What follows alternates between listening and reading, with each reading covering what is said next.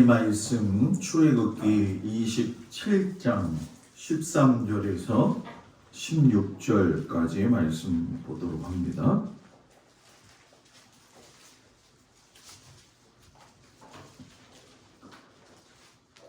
출애굽기 27장 13절에서 16절까지 말씀.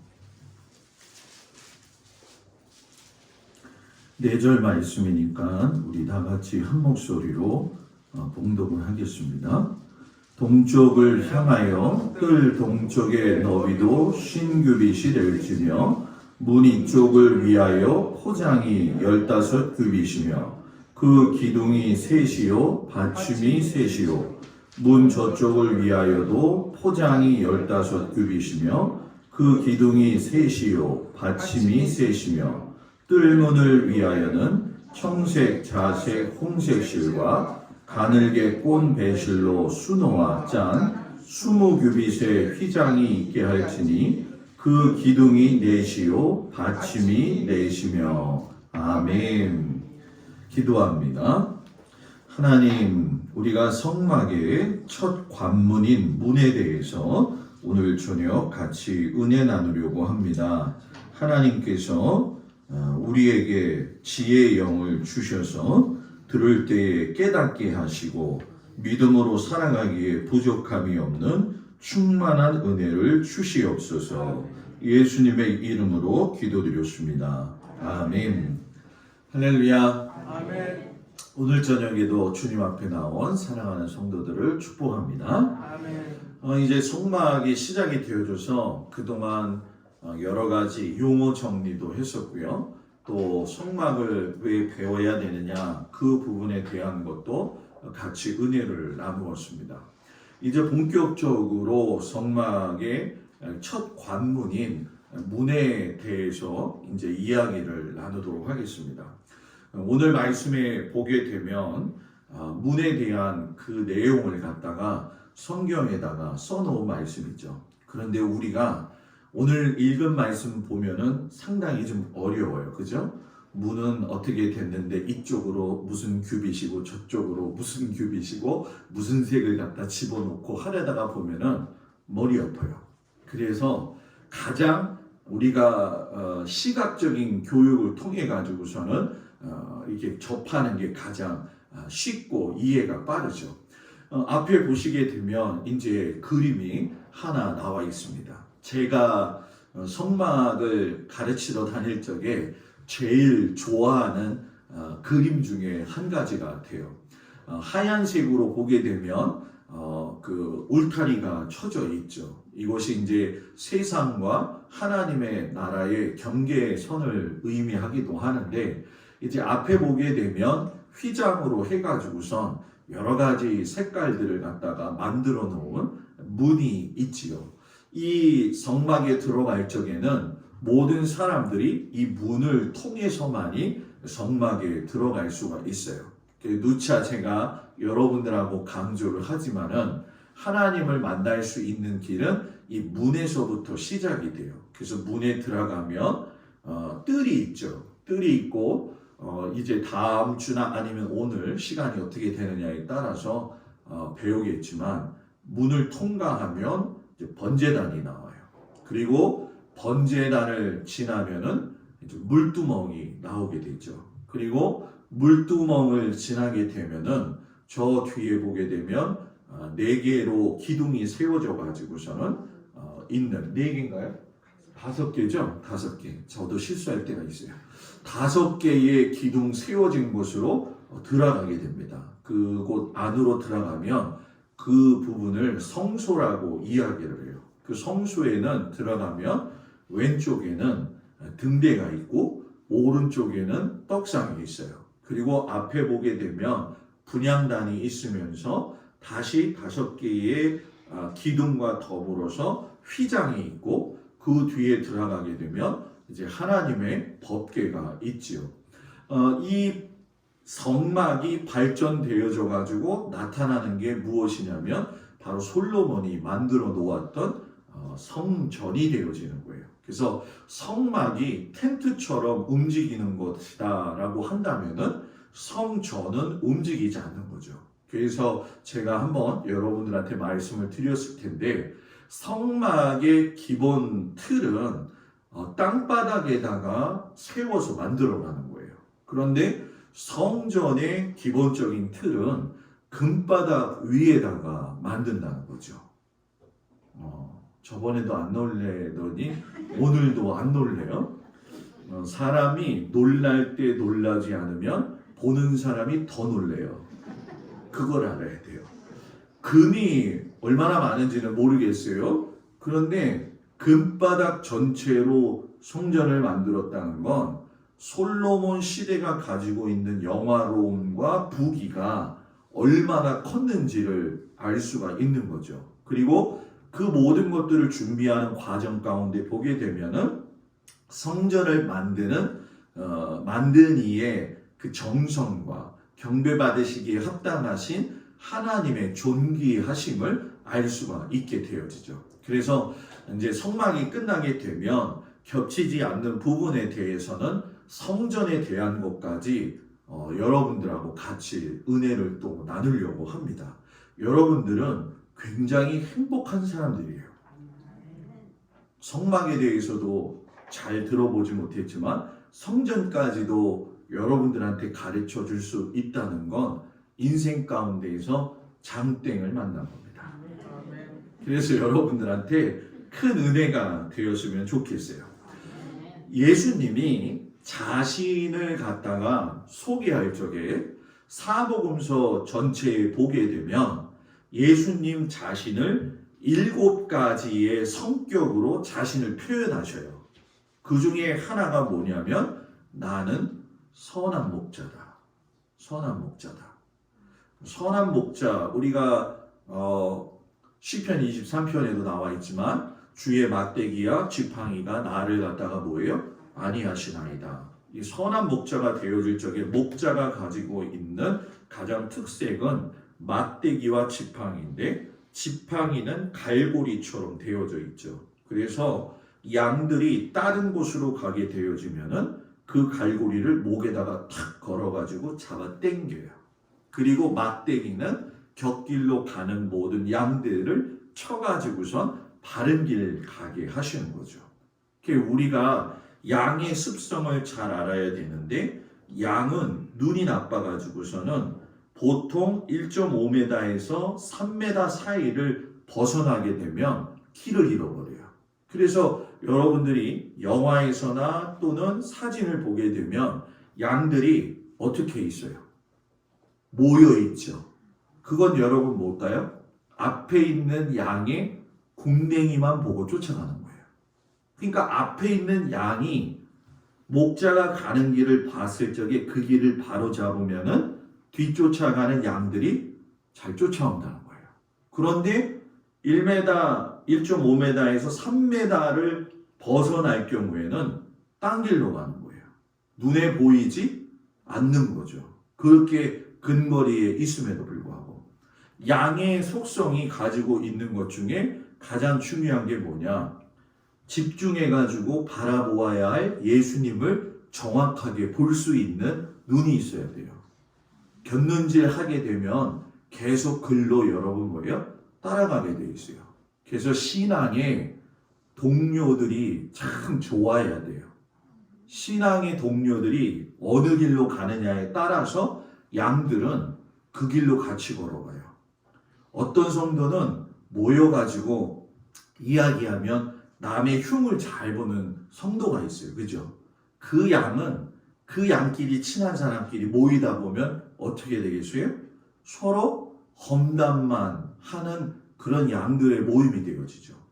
이건 좀 웃긴 얘기일지 모르겠지만 말의 언어 가운데 양들 중에서도 우리 한국 사람들은 특이한 점이 한 가지가 있어요.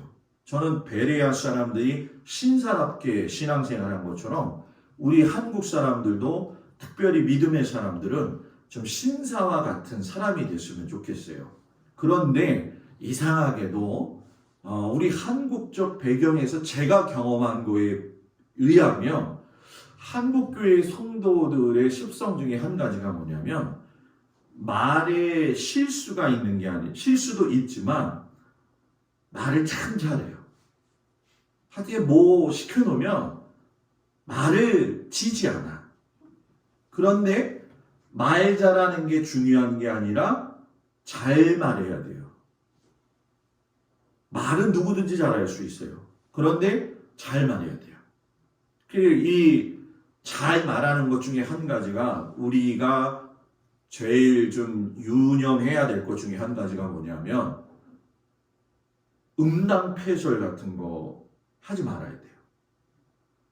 예수를 믿으면서 세상 사람들하고 교묘하게 이렇게 꼬여가지고 가면서 은근슬쩍 그런 뉘앙스를 가지는 경우가 있어요. 제가 서울에서 목회할 적에 우리 한 권사님이 정말 입이 걸어요. 그래가지고 이 야한 얘기를 잘하는 거예요. 새벽 기도를 가가지고서는 다 은혜 받죠. 그죠? 아침에 하루가 시작이 되고 얼마나 거룩하고 경건해요. 주님 오늘 하루도 은혜 가운데 시작이 되어집니다. 차 타고 운전 가는데 막 혼자 깔깔대고 웃는 거예요. 그래서 권사님 왜 우세요? 그랬더니 아유 목사님 나 차마 얘기 못하겠어요. 그래서 뭔데요? 궁금하면 또 못 참죠. 그래서 물어보죠. 아 저기 홀딱이 있어요. 홀딱. 그게 무슨 홀딱이야? 그랬더니 닭집 이름이 홀딱이야. 근데 그거를 어떻게 풀냐면 홀딱 벗었다 의미로 받아들인 거예요. 그러니까 새벽에 은혜 받고 나와가지고 목사님 정말 홀딱 벗은 닭이 있대요. 그러니 하루의 은혜가 시작이 되어졌는데 입으로 까먹는 거죠. 근데 뭐 일한 예를 들어서 그런 게 아니라 그런 경우가 많이 있어요. 제가 갈보리 교회에 있을 적에도 강화에 몇 번 놀러 왔었죠. 그래가지고 저는 이제 뭐 교구장들도 데리고 오고 했는데 하루는 교구장이 버스 타고 가는데 초지대교로 건넜나? 저 강화대교로 건넜나? 건너자마자 목사님 차 좀 잠깐 세워주시면 안 돼요? 그래서 왜요 목사님? 그랬더니 잠깐만 세워주시면 금방 제가 내려가서 뭐 좀 사올게요 그러더라고요. 근데 어디서 쓰는가 봤더니 보통 길거리 우리 강화에서 나가게 되면은 순무 팝니다 이렇게 되잖아요. 그죠? 그래서 순무 팝니다. 강화 노랑 고구마 팝니다. 그래서 저도 생각할 적에 순무 살아가는구나. 그랬더니 들고 오는 건 순무에 버금가는 강화가 자랑하는 인삼 막걸리. 그걸 사갖고 온 거예요. 그리고 저는 뒤에 가가지고 그거를 홀짝 마셔가지고 내릴 적에는 술에 취해서 성령의 술에 취하는 게 아니라 인삼 막걸리에 취해가지고 집으로 돌아가시는 경우도 봤어요. 그러니까 제가 왜 이런 비단 얘기를 하느냐 하면은 실상 성도의 삶에 있어서 내가 가지고 있는 위치는 그 영향력이 굉장히 큰 거예요. 내가 가지고 있는 뭐 우리 장로님, 또 저는 목사, 권유사님, 속장님, 인도자님 그 위치가 그 사람의 무게라는 거예요. 교구장 정도 되었으면 자기 믿음 잘 지켜야 되죠. 그러니까 주님은 항상 선한 목자가 되어주셔가지고 우리를 선한 길로 인도하시는데 양들은 참 희한하게도 잘 삐져나가고 곁길로 간다는 거죠. 그리고 예수님이 두 번째 자신의 성격을 이야기하신 게 있는데 나는 생명의 뭐예요? 떡이다 라고 이야기하세요. 이 떡이라고 하는 개념은 우리나라에서는 떡이지만 이스라엘 개념에서 보면은 빵이죠. 우리가 잘 알고 있는 것처럼 이스라엘의 성서 지명을 자세히 보게 되면 베들레헴 같은 경우도 여러분 뭡니까? 빵집이라고 하는 큰 뜻이 있어요. 그러니까 예수님이 자신을 빵이다, 떡이다 라고 이야기했다는 건 뭘로 먹고 마시라는 거예요? 자기 자신을 먹고 마시라는 얘기거든요. 그런데 빵을 참 좋아해요. 누가 좋아하냐? 사람이 살아가면서 여러 가지 많은 욕심들이 있지만 먹는 거에 대한 욕심이 또 뭐예요? 굉장히 커요. 그래서 먹는 거 가지고 그냥 잘 먹으면 좋아요. 그런데 판단하는 경우가 있죠. 이 좀 맛없어. 같이 우리 오리지널 권사님 한 분이 있어요. 지금도 그 권사님 생각하면 웃기는데 뭐냐면 저랑 같이 밥을 먹으러 가면은 이 젓가락이잖아요. 이 젓가락 계속 이러는 거예요. 그래서 권사님 여기 주인이나 이 서빙 하시는 분 앞에서는 그렇게 하지 말아요. 그랬더니 목사님 그래도 맛없는 건 맛없다고 얘기해야 돼요. 그러면서 저한테 늘 얘기하죠. 목사님 제가 양장피를 얼마나 잘 만드는 줄 아세요? 여기 올 때까지 양장피를 만들어서 먹어본 적은 없어요.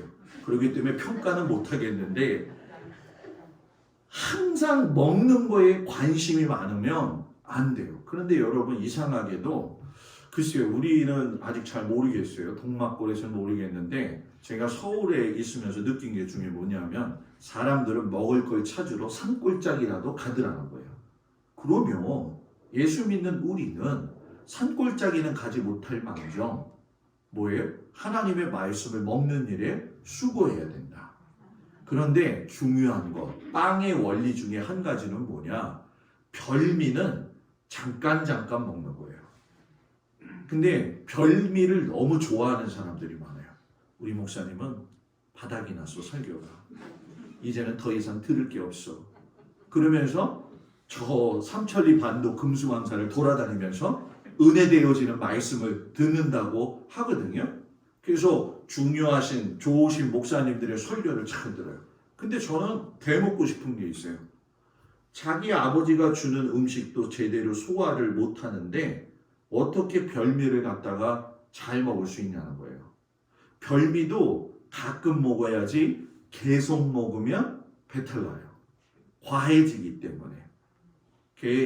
이거는 제가 여러분들한테 꼭 말씀드리고 싶은 건데 자기 교회의 목사님의 설교를 제일 맛있게 먹을 수 있는 사람이 행복한 사람이에요. 그런 사람은요 기쁨이 있고 사랑이 있어요. 그래서 그냥 보기만 해도 좋아 목사님이. 근데 언제부턴가 시험 들었다고 생각하면 목사님이 저렇게 미울 수가 없는 거예요. 그러니까 들어도 싫고 혼자 얘기하셔. 나는 눈을 감고 탁 이렇게 있죠. 그죠? 듣는 거예요. 아무것도 들리지 않아요. 그냥 눈만 감은 채 듣고 있는 것처럼 보이죠. 그런데 실로 은혜가 되는 사람들은 여러분 뭡니까?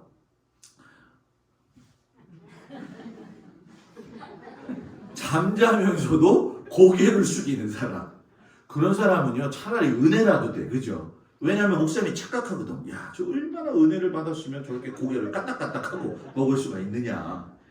제가 비단 우습게 얘기하는 것이 아니라 그 훈련이 되어 있지 않을 경우에는 소화 능력이 딸려요. 말씀도 여러분 깊이로 들어가게 되면. 그래서 제가 지금 여러분들한테 이렇게 일부러 웃기는 게 아니라 성도들의 마음의 문을 열어놓고 제가 가는 이유는 뭐냐 하면 이제 제가 여러분들하고 말씀의 은혜를 나누다 보면은 주일날 아침 분위기하고 주일 저녁 분위기 다르고 수요일 저녁 분위기 다르죠. 그죠? 이게 왜 그러냐면 처음부터 어려운 얘기 하면은 아이고 목사님 말 듣겠어요? 안 듣죠. 활짝 열어놓고 저는 지금 우리 교회 성도들이 성경의 어느 부분 어느 정도까지 알고 있느냐 이게 궁금해요. 근데 그거를 갖다가 조금 지나면서 수요일에는 근본적인 질문에 대한 문제들을 갖다가 여러분들하고 나누어서 깊이 들어가려고 지금 워밍업 하는 중이에요. 이 깊은 뜻을 아시기를 바랍니다. 세 번째는 예수님이 자기를 소개할 적에 나는 빛이다 라고 이야기를 해요. 빛이다 라고 하는 건 오늘 아침에 잠깐 얘기했지만 원빛이 있는 거예요. 원빛이 있고 태양과 밤의 달의 빛은 그 원빛의 반사를 통해 가지고 비추어지는 거예요. 성도의 삶은 예수 그리스도가 빛 되시기 때문에 빛의 자녀로서 삶을 살아야 돼요. 빛의 자녀의 삶의 모습은 예수님을 잘 알아야 그 모습 그대로를 살아갈 수 있다는 거죠. 빛 되신 주님을 따라간다라고 하는 건 책임을 요구하기도 하는 거죠. 그리고 예수님이 나는 뭐라고 이야기하냐면 길이다 라고 이야기해요. 길이다라고 하는 건 방향을 가리키는 거죠. 사람이 열심히 뛰어가고 있는데 자기가 어디 가는 방향을 모르고 간다고 한다면 그 목적지에 도달할 수 있겠냐는 거예요. 나는 길이야. 어느 길? 하나님 나라로 가는 길 안내자야. 나를 잘 알면 너희는 하나님 나라를 경험하는 거야. 주님이 그렇게 자기 자신을 갖다가 가르치시는 거죠. 그리고 그 다음에 예수님이 자기를 갖다가 소개할 적에 나는 진리다라고 이야기해요. 진리라고 하는 말씀은 특별히 요한복음에 많이 나오죠. 사도 요한이 그걸 잘 즐겨 사용했어요. 그래서 길이요 진리요 생명이시니라고 말씀하실 적에 이 진리는 로고스를 이야기하는 것이고 로고스는 곧 말씀이고 말씀이 육신되어 우리 가운데 오신 분이 누구예요? 예수님이라는 거죠. 세상이 말하고 있는 진리는 진리가 아니라 사상이에요. 사상이죠. 사상은 자기가 상황과 환경에 따라서 풀어 헤칠 수도 있고 자기에게 맞게 조정할 수도 있죠. 그러나 진리는 변함이 없다. 하나님의 아들 예수 그리스도, 이건 영원 불변이라는 거예요. 그리고 여섯 번째가 뭐냐? 나는 생명이다. 생명의 근원이 되어 주시는 예수님.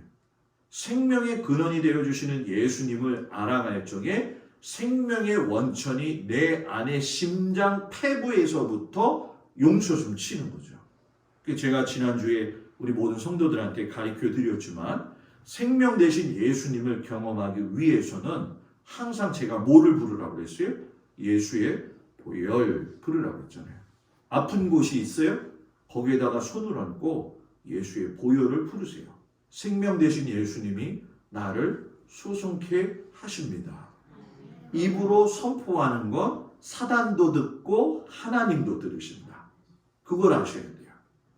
그래서 사단이 듣는 것이 어떤 의미에서 중요한 것이냐면 성막의 그 강의 가운데 말씀 전하는 가운데 이런 내용이 있어요. 제사장이 대속죄일 날 제사를 드리러 가는데 금방울 달린 옷을 입는다고 이야기하잖아요. 그죠? 그러면 금방울 달린 옷을 왜 입어야 되느냐? 그것은 미드라시에 이렇게 이야기하고 있어요. 하나님 들으세요. 제가 지금 하나님 앞에 예배드리고 있습니다.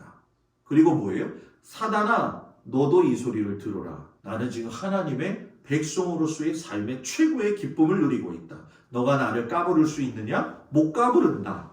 백성들아 들어라. 내가 너희들을 위해서 죄사함 받기 위해 지금 들어왔다. 이게 방울 소리가 가지고 있는 의미예요. 그러니까 생명의 근원의 원천이 하나님에게서 나온다는 거죠. 그래서 아픈 사람은 목회 제가 서울에서도 그랬지만 그 치유 기도를 참 많이 했어요. 그래서 성도들한테 갑자기 이제 기도하다가 자기 아픈 곳에 손 얹으세요. 그리고 기도합니다. 선포하고 그러면 하나님께서 갖가지의 병 나은 사람들 나중에 알아요. 성도들이 와서 그래요. 목사님 그때 제가 기도했는데 하나님께서 갑자기 그 부분을 뜨겁게 해주시더니 낫게 해주셨어요 하고 나중에 간증이 들어오더라고요. 믿으십니까? 네. 오리간만에 우리가 믿으십니까? 했는데 아멘이 나왔어요. 너무 좋아요. 그 다음에 일곱 번째 성격이 뭐냐면 나는 양의 문이다라고 이야기해요. 양을 이야기하시고 나서 오늘 나오는 양의 문에 대한 이야기를 하고 계시는데 저 앞에 보게 되면 하얀 옷을 입은 사람이 대제사장의 모습이 아니라 레이 사람들의 모습을 이제 형상을 가지고서는 이제 일하러 들어가는 모습을 이야기하고 있지요. 나는 양의 문이다라고 이야기했을 적에 이 양의 문이라고 하는 것을 뭐라고 설명하시냐면 우리가 여기서 들어갈게요. 오직 양의 문인데 하나의 문이라는 거예요. 쉽게 설명하면 이거죠. 당시에 출애굽해가지고 이스라엘 백성들이 광야길을 걸어서 갈 적에 그 인구가 몇 명이었느냐? 대개의 경우가 200만 명에서 230만 명이라고 이야기를 해요. 200에서 230만 명의 사람이라고 한다면 쉽게 설명하면 대구 시내만한 사람들이 쫓아갔다는 거예요. 그러면 여러분 생각해 보세요. 200만 명, 230만 명이 죄를 지었을 적에 문제가 있는 사람들이 하나님 앞에 나와서 제물을 드려야 되는데 성막문이 여러 군데로 나 있으면 수월했을 것이고 어떤 의미에서 보면은 효과적이었을 것이다 라고 생각을 해요. 그런데 문이 하나라는 거예요. 그것은 뭐냐? 하나님을 만날 수 있는 인간에게 주신 유일한 길은 오직 우리 주 예수 그리스도 뭐예요? 한 분밖에 없다는 거예요. 예수의 이름 외에는 구원받을 만한 이름을 누구에게도 주신 적이 여러분 뭐예요? 없다라는 거예요. 그러니까 여러분 조금만 생각하면요. 하나님의 존재를 느낄 수밖에 없어요. 근데 지난주에도 제가 그런 얘기를 했지만 사람이 제일 똑똑한 것 같은데 제일 미련하다라는 거죠. 그 불교에 가게 되면 우리나라 같은 경우 보게 되면 여러분 그 불교 사찰 들어가기 전에 집 하나 관문이 있죠. 그 관문에 가게 되면 뭐가 있어요? 뭐예요? 4,000원. 4,000원이 있잖아요. 그죠? 야, 세상에 중국에 갔어요. 상해, 항주, 소주 있는 데를 가가지고서는 어떤 절에 들어갔는데 우리나라 4,000원은 4,000원도 아니라 4,000원 피렘이고 거기에 갔더니 4,000원 크기가 거짓말 안 하고 그 높이가 20m, 30m 되는 것들이 딱 세워져 있는 거예요. 그런데 수많은 사람들이 향불을 피워가지고 그 4,000원에 가가지고서는 절을 하고 있는 거예요. 근데 우리나라 심성도 그렇고 중국 사람들의 심성 가운데 하나가 뭐냐면은 하도 전설의 고향들을 많이 봐가지고선 사천왕이나 신선들이 내려와가지고 이야기하는 것처럼 착각할 때가 많이 있어요. 나무 깎은 동상에 불과한 거예요. 근데 이제 예수를 믿지 않는 사람들은 거기에도 불심이 있다라고 생각을 하니까 저런 것들이 둔갑을 하고 해가지고서는 우리한테 영향을 준다라고 이야기를 하죠. 영적인 존재와 싸울 적에는 하나님께서 그 사람의 생명을 지키는데 특별히 이 영적인 전쟁 가운데 있어서는 해코지할 수 있는 부분들이 있을까요? 없을까요? 있어요, 여러분. 굉장히 조심스러운 부분이에요. 여기서도 하고 싶은 말이 정말 많지만 다음을 위해서 좀 넘어갈게요. 그렇기 때문에 오직 한 분이신 예수 그리스도의 다른 것을 섬기는 건 하나님이 기뻐하시지 않아요. 기뻐하시지 않아요. 그래서 여러분 이거 아셔야 돼요. 하나님께 올려진 사람, 하나님이 택하신 사람, 하나님의 은혜를 맛본 사람은 하나님을 떠나면 하나님이 언제든지 러브콜 하십니다. 러브콜 하세요. 그걸 우리가 좋게 이야기하니까 러브콜이라고 이야기를 하죠. 그죠? 이건 뭐냐면 흔히들 이야기할 적에 두들겨 맞고 돌아온다라는 그 뜻이거든요. 네? 그래서 저는 우리 성도들한테 꼭 부탁을 하고 싶은 게 있어요. 때로는 사람 때문에 실망해서 넘어갈 수도 있고 어려움 당할 수도 있지만 하나님의 러브콜이 온화한 러브콜로서 우리에게 다가올 때도 있지만 그 사람을 정말 사랑하면 하나님은요 별거를 전부 다까지 보내가지고서는 완전히 참패하게 만드십니다. 그러면 그러죠. 왜 하나님은 꼭 그렇게 해야 하셔야 돼요? 그렇게 하면 안 오는데 어떻게 해요? 그렇게 하면 안 와요. 저희 아버지 이야기 또 이제 하기 시작을 했죠. 저희 아버지가 돈을 너무 잘 버는 거예요. 박정희 대통령 돌아가시기 직전에 지금도 생각이 나요. 저는 학교에 가면 자랑스러운 거죠. 왜? 우리 집은 영원한 차이니 레스토랑. 쉬운 말로 중국집. 그렇기 때문에 선생님들이 매일 놀러 와요. 동수야 오늘 왔다 그러면은 선생님들이 아버지랑 같이 술 먹고 탁 하고 가시는 거예요. 그러면 저는 기똥차게 기분이 좋죠. 왜? 숙제 안 해가도 저는 맞는 적이 없어요. 그냥 통과요. 그냥 통과. 그리고 그 당시에는 폐품 처리를 했었어요. 그래서 책도 많이 가지고 가는데 이 중국집에 뭐가 많아요? 소주병이 또 많아요. 그래서 선생님들이 사랑할 만큼의 소주병을 맨날 폐품을 들고 가면 뭐예요? 칭찬받는 거죠. 그 기분으로 살았거든요. 그런데 우리 아버님이 그렇게 술하고 담배를 좋아하셔가지고서는 너무너무 좋아하시니까 하나님이 그 일을 이제 무너뜨리시는데 종업원 한 20명 두고 일을 하시다가 박정희 대통령 돌아가시기 한 달쯤에 제가 다 한 달이 아니죠. 1년쯤에 제가 기억하는 게 뭐냐면 경동 사거리에 가게 되면 기만과라고 하는 건물이 있었어요. 그걸 샀어요. 그리고 그걸 허물고 3층을 지었어요. 기가 막히죠. 뭐 그 당시에도 이 3층의 집을 가지고 있는 집들은 인천에 별로 없었어요. 뭐 저도 그렇고 덩달아 기분이 좋았죠. 그런데 하나님께서 아버지를 돌아오시게 하기 위해서 그거를 하나씩 이렇게 없애버리기 시작을 하시는데 지금도 기억나요. 칼라 텔레비전 나왔을 적에 칼라 텔레비도 제일 먼저 샀고 그랬던 저희 집이 술술 망하기 시작을 하는 거예요. 그래가지고 어디까지 갔느냐? 연안부두에 가면 라이프 아파트가 있어요. 그 당시 연안부두 그 업한장 앞에 보게 되면 아파트거든요. 그때 그 집이 비쌌습니다. 근데 그런데 망하게 되니까 거기까지 가더라고요. 거기까지 갔다가 나중에는 완전히 망한 거예요. 그래가지고 여기서 완전히 망했다는 건 그 집에서 쫓겨나온다는 거죠.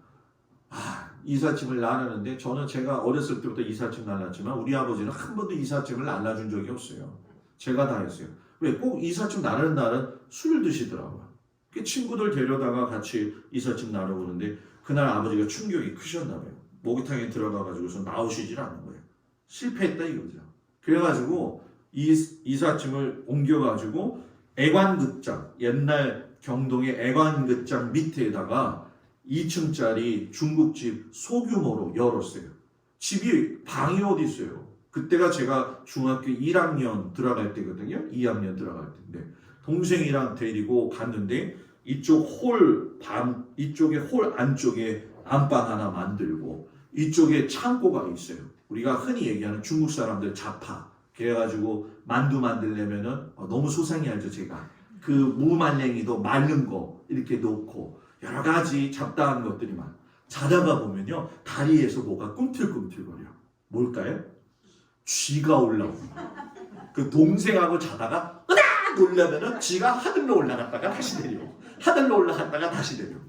그러다가 완전히 망해가지고 아버지가 저를 부르시는 거예요. 새벽 한 3시쯤 됐을 거예요. 동생하고 저를 깨우더니만 1톤 트럭에 태워가지고서는 흔히 얘기하는 것처럼 밤에 뭐예요? 도망친 거예요.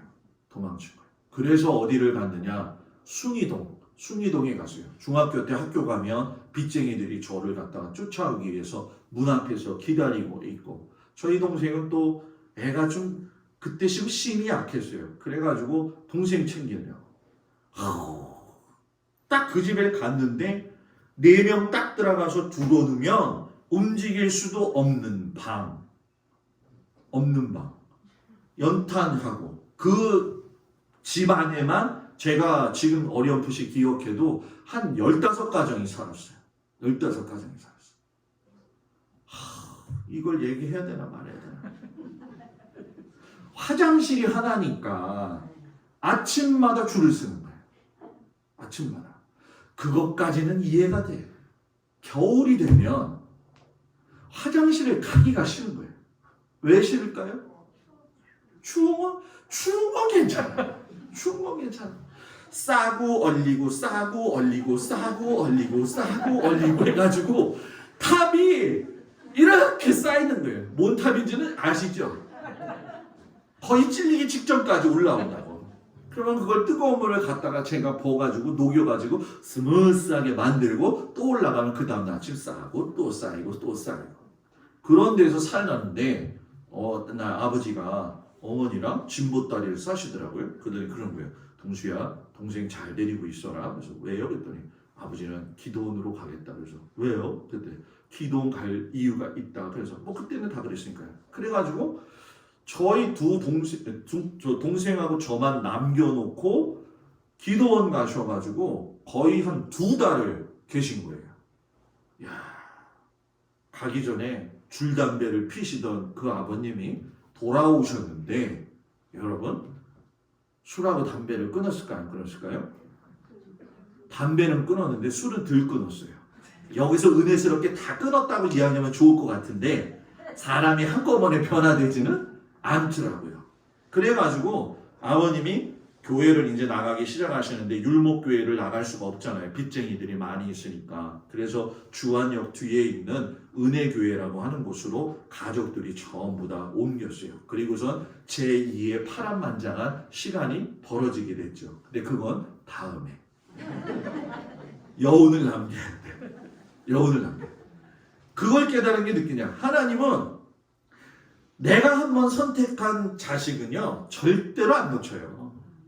그래서 제가 늘 얘기하는 게 있어요. 시커 두들겨 맞고 돌아오지 말고 빨리 정신 차려가지고 하나님 앞에 서는 게 산책이다. 아멘. 다 아멘이죠. 그죠? 여러분 그거는 불변의 진리예요. 그래서 제가 경험을 해보니까 저희 집뿐만이 아니라 그런 경우가 허다한 경우를 많이 봤어요. 그러니까 시간 낭비, 허송세월 하지 않는 것이 중요하다는 거죠. 그리고 두 번째 이 문은 큰 문이라는 거예요. 문을 하나로 만들었는데 규빗이 양쪽이 15규빗씩 하고 가운데가 20규빗. 자, 규빗을 따질 적에 어떻게 이야기하죠? 가운데 손가락에서 자기 팔꿈치까지가 1규빗이에요. 그런데 제 1규빗과 조은자 권사님의 1규빗이 똑같을까요? 다를까요? 다르죠. 그래서 1규빗은 40에서 45cm 정도 사이가 되어져요.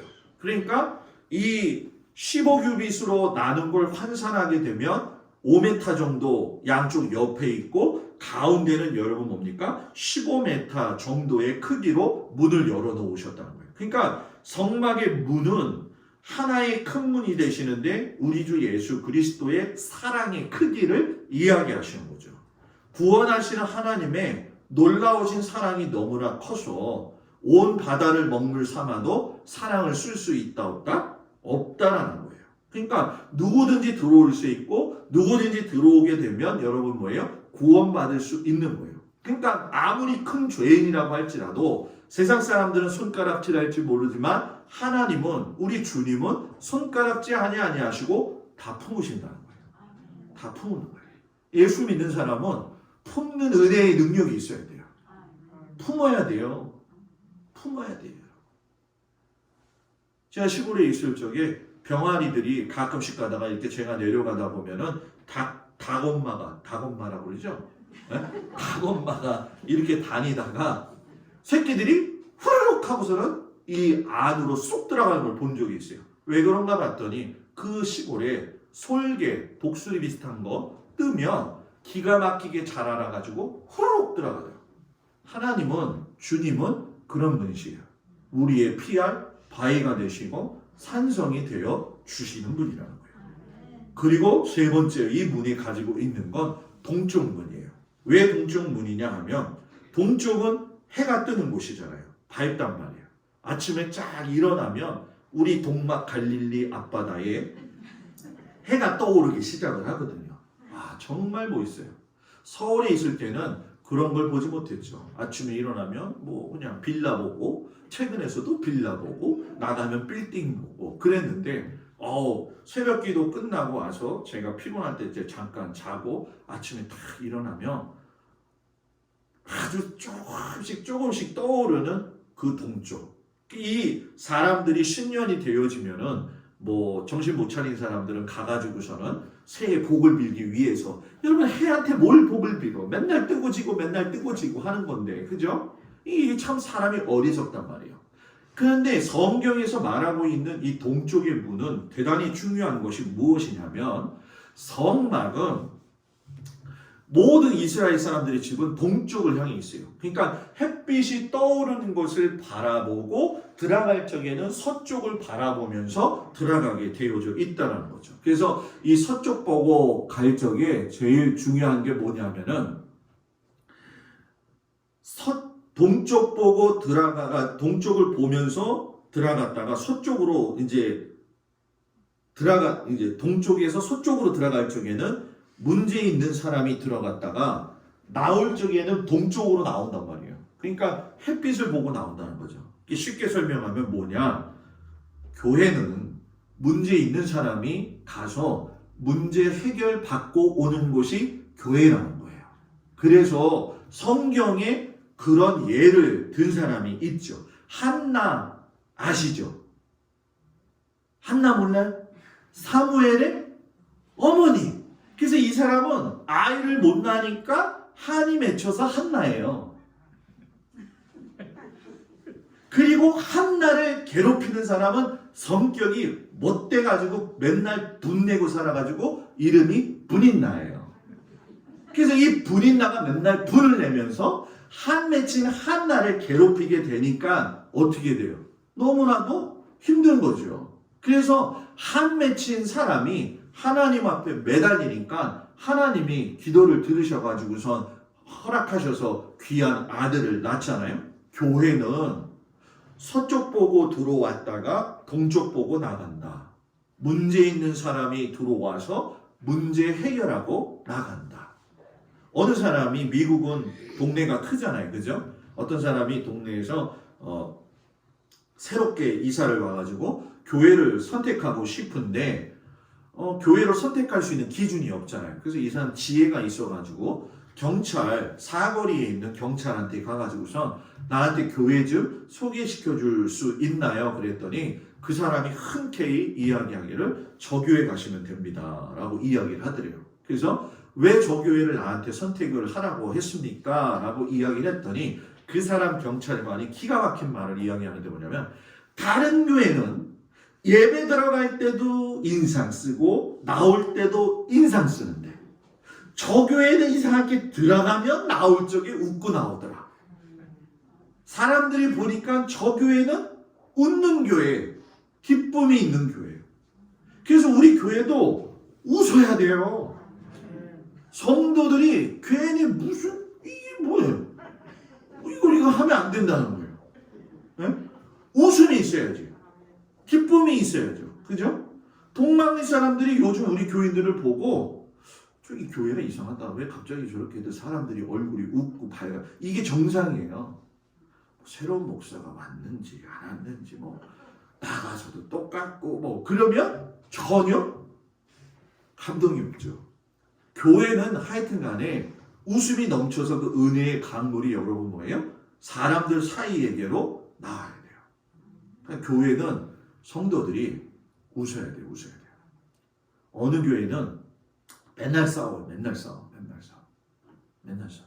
제가 있었던 서울 그 교회는 전 교인이 한 3,500명 되는 교회에서 목사님하고 싸움이 붙었다고 그랬죠?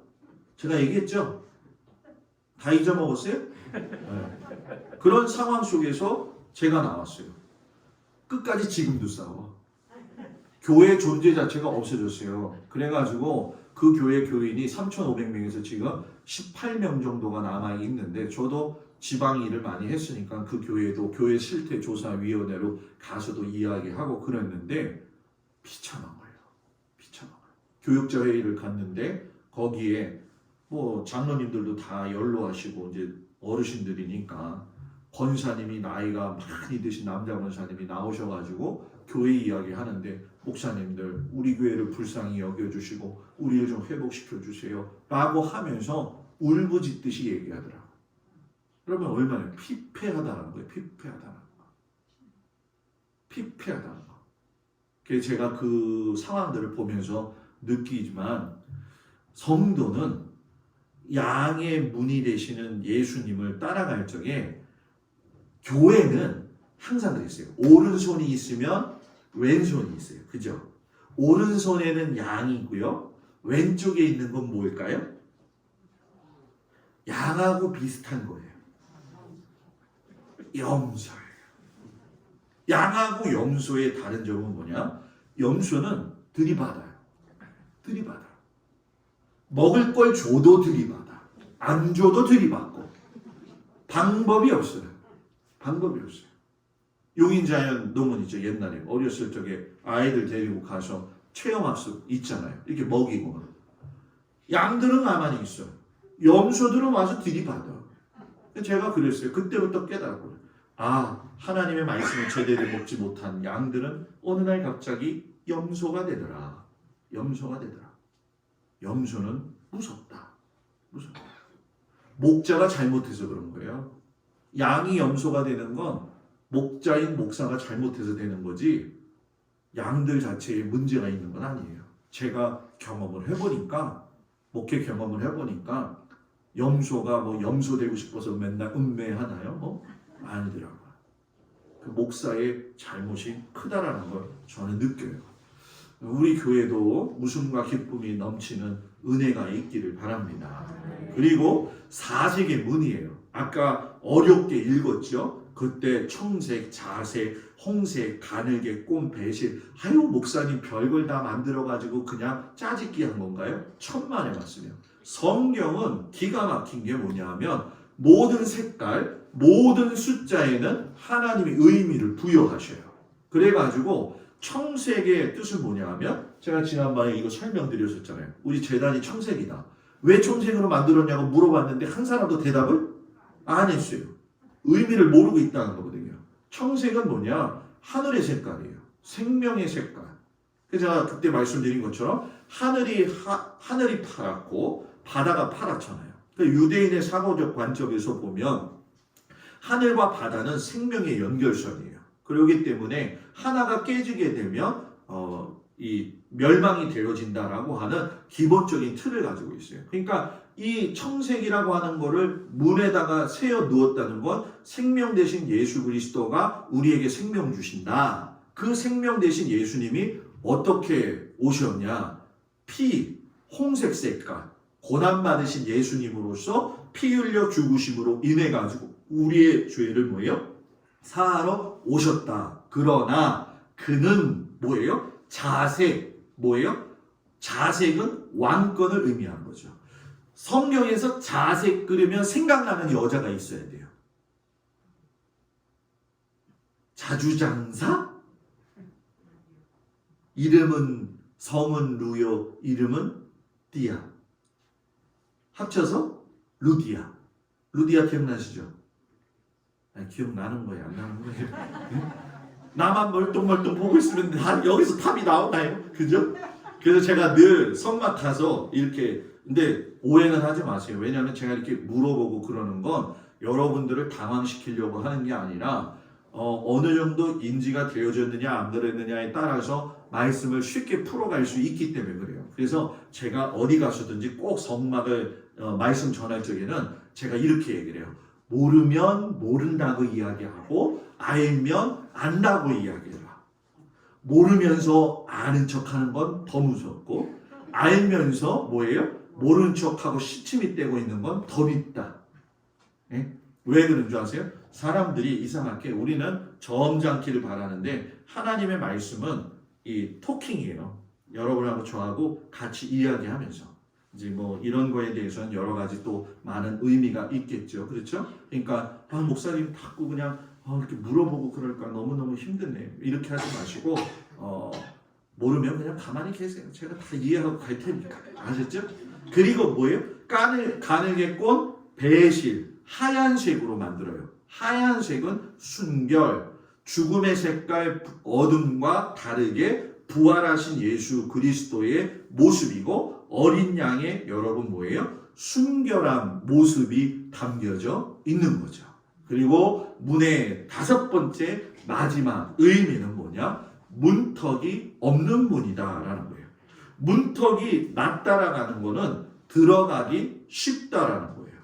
시골에서 예전에 목회를 할 적에 권사님 집에 한번 간 적이 있어요. 큰애가 한 3살쯤 돼가지고 막 걸어 다닐 때인데 권사님들이 이쁘니까는 알사탕을 하나씩 꼭 주잖아요. 그죠? 애들이 그렇게 해가지고선 돌아다닌단 말이에요. 그런데 문턱이 있는데 거기서 딱 넘어져가지고서 뒤로 자빠졌는데 애가 갑자기 숨을 못 쉬는 거야. 뭐예요? 사탕이 여기 걸린 거예요. 제가 그래도 이 아이들 육아백과를 3권을 달달 외웠거든요. 그때 생각한 게 뭐냐? 그때는 어떻게 해야 돼요? 아이를 뒤집어 엎어가지고 등어리를 사정없이 때려야 돼요. 그거 봐주면 안 돼요. 그래갖고 걔를 살렸어요. 제가 시골교회 가가지고 시골집을 방문할 때마다 제일 모르는 게 뭘까요? 문턱이 있나 없나. 제가 사탕을 물었나 안 물었나. 문턱 자체가 높다는 건 가기 어렵다는 거예요. 교회가 문턱이 높으면 안 돼요. 교회가 똑똑한 사람만 모인다? 문턱이 너무 높아요. 교회가 돈 있는 사람만 있는다? 문턱이 높아요. 교회는 하나님의 이 땅에 있는 교회는 완전체가 아니에요. 하나님께서 부족한 사람들을 세워서 가시는 것이 교회라는 얘기죠. 그렇기 때문에 문턱이 없다라는 것은 쉽다는 거예요. 예수 믿는 건 믿기만 하면 돼요. 볼지어다 내가 문 밖에 서서 뭐예요? 두드리노니 너희가 문을 열면 내가 들어가 너와 더불어 먹고 마시리라. 열기만 하면 돼. 마음의 문만 활짝 열면 심어주는 건 하나님이 다 심어줘요. 그러니까 여세요. 마음의 문을 활짝 여세요. 그래서 저희 토요일 날도 주일날 내일 올 적에 사모하는 마음을 가지고 오는 거예요. 내일은 어떤 말씀을 주실까? 기대감. 옛날에 연애할 때 기대감이 있었죠. 지금은 다 깨졌지, 환상이. 그죠? 지금은 다 깨졌지, 그죠? 옛날에 그 기대감이 있잖아요, 기대감. 얼마나 그 사람을 만나면 좋을까 하는 그 마음. 그죠? 뭐 저희 집 사람한테 저 어떠냐고 물어보세요. 기대가 완전히 없어요. 끝났어요. 그러면 뭘로 살아요? 같이 살아온 정과 사랑으로 살잖아요. 그죠? 아무리 남편이 잘해도 아내가 볼 적에는 왼수예요. 남편은. 그죠? 그럴 수밖에 없어요. 우리 안에 하나님께서 주신 은혜는 마음의 문만 열면 얼마든지 예수님의 은혜를 경험할 수 있다는 거예요. 그래서 우리 성도들이 주일날 교회 올 적에 하나님 오늘도 내가 마음의 문을 열고 옵니다. 주님 내게 은혜를 부어 주시옵소서. 주시옵소서. 그러면 말씀이요 쏙쏙 들어옵니다. 그냥 가만히 있어도 쏙쏙 들어와요. 그러니까 마음의 문이 닫혀지게 되면 모든 통로가 닫혀지는 거예요. 우리가 앞으로 살아갈 적에 마음의 문이 닫혀지지 아니하고 여러분 마음의 문을 활짝 열어서 살아갈 수 있기를 축복합니다. 문에 대한 말씀은 끝. 기도하겠습니다.